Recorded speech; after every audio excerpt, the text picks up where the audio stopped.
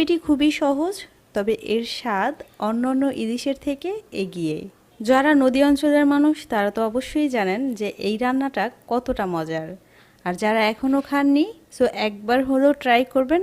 I hope এই রান্নার প্রেমে পড়ে যাবেন। এখানে 1.5 কেজি ওজনের একটি ইলিশ মাছ পেটি কেটে তারপরে এরকম মোটা মোটা করে কেটে নিয়েছি। আর ইলিশ মাছ একটু মোটা করেই কাটতে ট্রাই করবেন, এতে করে কিন্তু ইলিশ মাছটা খেতে বেশি ভালো লাগে। আর মাছগুলোকে খুব ভালোভাবে ধুয়ে পরিষ্কার করে পানিটাও ঝরিয়ে নিয়েছি। আর আমি এখানে 1.5 কেজি ওজনের একটি মাছের মাথা, লেজ সবকিছুই কিন্তু নিয়ে নিয়েছি। এবার এই মাছের সাথে দিয়ে দিচ্ছি 1.25 চা চামচ হলুদের গুঁড়ো, 1 টেবিল চামচ পরিমাণ লাল মরিচের গুঁড়ো, দিয়ে দিচ্ছি 1/2 চা চামচ পরিমাণ লবণ আর 1/4 কাপ পরিমাণ সয়াবিন তেল।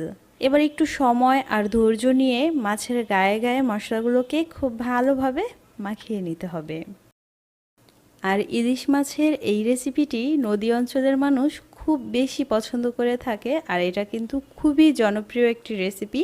আর ইলিশ মাছের এই রান্নাটা যত বেশি মাছ হবে স্বাদটা কিন্তু ততই বেশি হবে।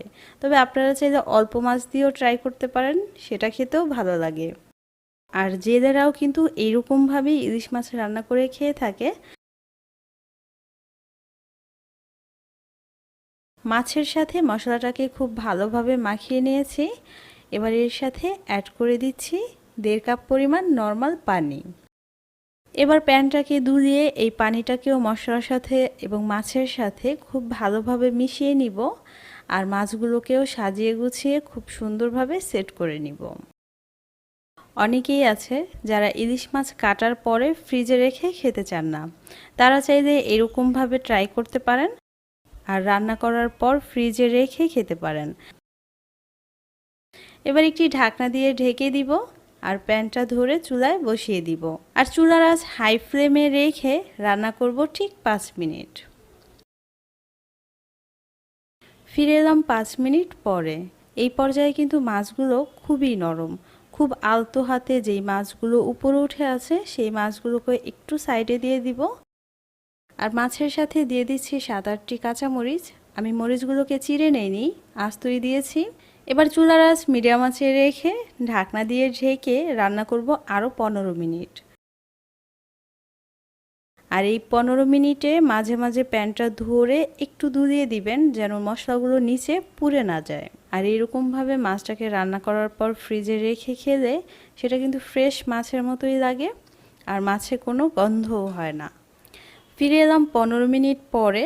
আর এই পর্যায়ে মাছগুলো কিন্তু পুরোপুরি রান্না হয়ে গেছে।